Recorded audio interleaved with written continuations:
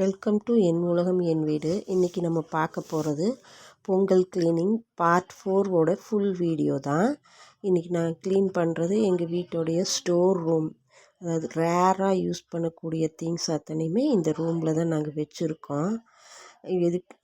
இதில் மோஸ்ட்லி நான் மேரேஜ் ஆகி வந்தப்போ பார்த்துட்டு இது எல்லாம் எதுக்கு தேவையில்லாத பொருளை தூக்கி இந்த ரூமில் வச்சுருக்கீங்கன்னு சொல்லி எங்கள் மாமியார்கிட்ட கேட்கும்போது எங்கள் மாமியார் இருந்துட்டு, இதில் இருக்கிற ஒவ்வொரு பொருளும் பார்க்குறக்கு உனக்கு பழசு மாதிரி தான் தெரியும்.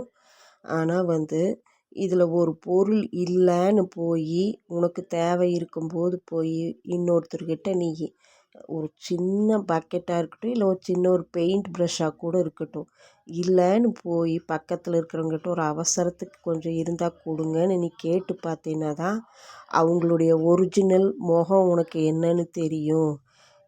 சும்மாவே போட்டு வச்சுருந்தாலும் வச்சுருப்பாங்க அவங்க வீட்டில். நீ போய் கேட்கும்போது தான் ஐயையோ முதலையே கேட்டிருக்கலாம்ல, இப்போ தான் நாங்களும் எங்கள் வீட்டுக்கு பெயிண்ட் அடிக்கலான்ட்டு ப்ரஷ் எடுத்தோம், எங்களுக்கு வேணுமே அப்படின்னு சொல்லிடுவாங்க.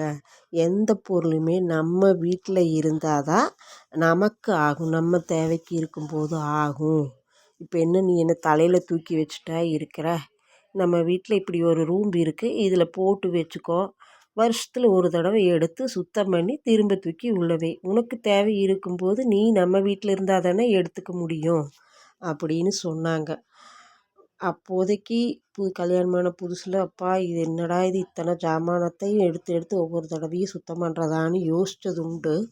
ஆனால் இப்போ பழகிருச்சு. ஆனால் அவங்க சொன்னதும் உண்மை தான். எந்த திங்கையும் ஒருத்தர்கிட்ட போய் இல்லைன்னு நம்ம கேட்கும்போது தான் அவங்களோட ஒரிஜினல் ஃபேஸ் உண்மையுமே எனக்கும் தெரிய ஆரம்பிச்சது.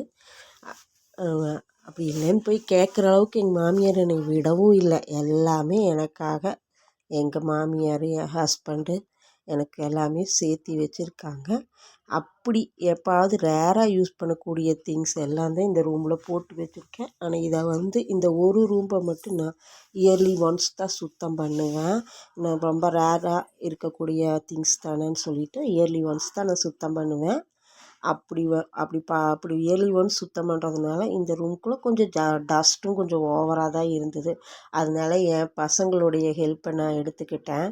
என்னை பொறுத்த வரைக்கும் வீடு க்ளீன் பண்ணுறதாகட்டும், மற்ற வீட்டு வேலைகளாகட்டும், அது பொண்ணுங்களுக்கு மட்டும்தான் செய்யணும் வீட்டு வேலை அப்படிங்கிறது இருக்கக்கூடாதுன்னு நான் நினைக்கிறேன். அதனால் என் 2 பசங்களையுமே சின்ன வயசுலேயே இருந்தே வீட்டு வேலை எல்லாமே செய்யணும்னு சொல்லி கற்றும் கொடுத்துருக்கேன் நான்.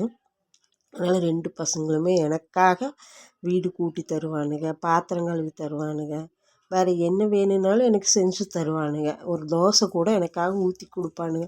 விட்ட சமையல் கூட பண்ணிடுவானுங்க. நான் தான் வேண்டான்னு விட்டு வச்சுருக்கேன். ஆனால் இன்னும் கொஞ்சம் ஏஜ் அவனுங்களுக்கான பக்குவமான ஏஜ் வரும்போது அவங்களுக்கு அந்த சமையலையும் நான் கற்றுக் கொடுத்துர்ணுன்னு தான் நான் நினைக்கிறேன். ஏன்னா வீடுனாலே பொண்ணுக்கு தான் செய்யணும் அப்படிங்கிற அந்த ரூல்ஸ் எங்கள் வீட்டில் இருக்கக்கூடாது அப்படின்னு நான் நினைக்கிறேன். அதனால என் பசங்களுடைய ஹெல்ப்பையும் எடுத்துக்கிட்டு ஒவ்வொரு திங்கையும் ஜஸ்ட்டு சும்மா டஸ்ட்டு மட்டும்தான் ரிமூவ் பண்ணுறேன் நான்.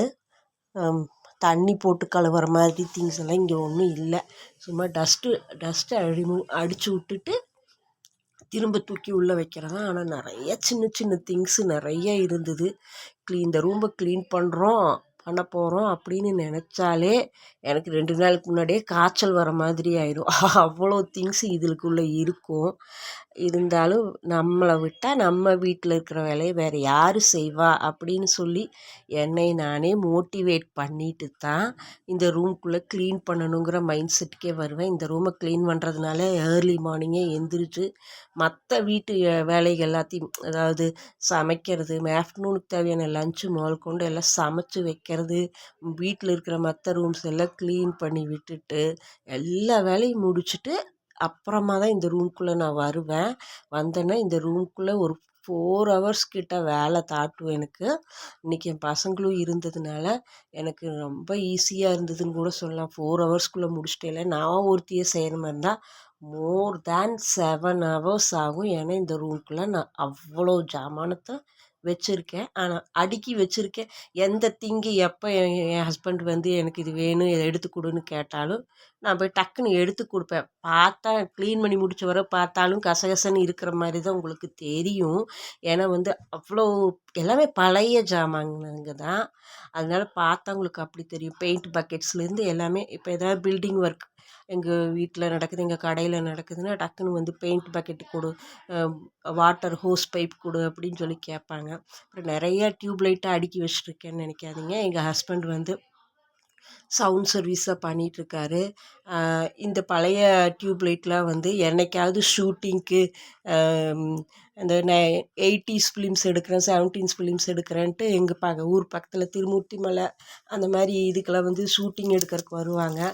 அப்போ 80s ஃபிலிம்ஸ் எடுக்கிறதுக்கு பழைய காலத்து டியூப் லைட் வேணும், ஹரிக்கன் லைட் வேணும்னு எல்லாம் கேட்டு வருவாங்கன்னு ஒரு சில லைட்டு மட்டும் எங்கள் வீட்டுக்காரர் இங்கே வீட்டிலையே பழைய லைட்டுகளெல்லாம் வச்சுருப்பார். அந்த மாதிரி லைட்டு எல்லாத்தையும் பொக்கிஷமாக வீட்டில் வச்சு ஸ்டோர் பண்ணி வச்சுருக்கோம் நாங்கள். அதனால் ரொம்ப ரேராக தான் தேவைப்படும் எடுப்பார் வந்து. அது மாதிரி அவர் கேட்கும்போது நான் டக்குன்னு எடுத்து கொடுத்துருவேன். இப்போ திரும்ப டஸ்ட்டு பண்ணி திரும்ப தூக்கி எல்லாத்தையும் அடுக்கி வச்சிட்ருக்கோம் பாருங்கள். இது வந்து நான் ஃபாஸ்ட் ஃபார்வர்டில் காட்டிகிட்ருக்கேன். ஆனால் இது முடிக்கும்போது எனக்கு 4 ஹவர்ஸ் ஆயிடுச்சு. பார்க்க திரும்ப டஸ்ட் பண்ணி வச்ச ஒட்டும் கசகசன்னு இருக்கிற மாதிரி உங்களுக்கு தெரியல. ஏன்னா இது ஸ்டோர் ரூம். இதில் வந்து இப்படி தான் அடுக்க முடியும், இவ்வளோ தான் பண்ண முடியும். டஸ்ட் பண்ணி விட்டு திரும்ப தூக்கி வச்சாச்சு. எந்த பொருள் எப்போ வந்து கேட்டாலும் நான் ஒரு நிமிஷம் கூட தேட மாட்டேன். டக்குன்னு எடுத்து எங்கள் ஹஸ்பண்டுக்கு நான் கொடுப்பேன். அந்தளவுக்கு தான் எல்லாமே ஞாபகமாக எந்தெந்த திங்கு எங்கெங்கே வச்சுருக்கேன்னு நான் ஞாபகமாக வச்சுருக்கேன். என் பசங்கக்கிட்ட ஒரு வேளை நான் மறந்துட்டு கேட்டாலும் அவங்களுக்கு கூட ஹெல்ப் பண்ணானுங்க இல்லையா, அவங்க இங்கே வச்ச மூலமாக போய் எடுத்து கொடுத்துடலாம் அப்படின்னு அவங்களும் கூட வந்து எடுத்து கொடுத்துருவானுங்க. அந்த மாதிரி தான் வருஷம் இந்த ரூமில் இருக்கிற அத்தனை திங்ஸையும் நாங்கள் எடுத்து வச்சு டஸ்ட் பண்ணி திரும்ப தூக்கி உள்ளே வைப்போம். இந்த வீடியோ பார்க்குற ஃப்ரெண்ட்ஸ் எல்லோரும் என்ன மாதிரியே மோட்டிவேட் ஆகி நாம் தான் மோட்டிவேட் பண்ணிக்கணும். நம்ம வீட்டுக்காக நாம் தான் செய்ய முடியும். வேறு யாரும் நமக்கு ஹெல்ப்புக்கெல்லாம் வரமாட்டாங்க. அப்படி ஹெல்ப்புக்கு ஆள் கூப்பிட்டாலும் இந்த மாதிரி நிறைய பழைய திங்ஸ் இருக்கிற வீட்டுக்கு சுத்தம் பண்ண வரவங்க ஆயிரக்கணக்கில் கேட்பாங்க. அந்த காசுக்கு நாம் ஹோட்டலில் வாங்கி நீட்டாக சாப்பிட்டு போயிடலாம். இந்த வேலையெல்லாம் முடிச்சுட்டு நைட்டு நாங்கள் ஹோட்டலில் எங்களுக்கு நாங்களே ட்ரீட் பண்ணிக்கிட்டோம், ஜாலியாக சாப்பிட்டு. ஆனால் அடுத்த நாள் ஃபுல்லாக அப்பாடான்னு படுத்துட்டேன். நான் ஃபுல் க்ளீனிங் ஒர்க்கையும் முடிச்சுட்டு அந்த ரூம் க்ளீனாக டஸ்ட்டு ஃப்ரீயாக இருக்கும். அவ்வளோதான். டஸ்ட்டு ஃப்ரீயாக இருக்கிறத பார்த்தோன்னே எனக்கு ரொம்ப ரிலாக்ஸ்டாக இருந்துச்சு. இந்த வீடியோவை பார்த்து நீங்களும் மோட்டிவேட் ஆகி எல்லா ரூமையும் க்ளீன் பண்ண ஆரம்பிக்கணும் ஃப்ரெண்ட்ஸ். எல்லோரும் பிடிச்சிருந்ததுன்னா எனக்கு ஒரு லைக் போட்டு சப்போர்ட் பண்ணுங்கள். அந்த ஒரு லைக்கு தான் என்னை மோட்டிவேட் பண்ணும். Keep supporting me. பாய்.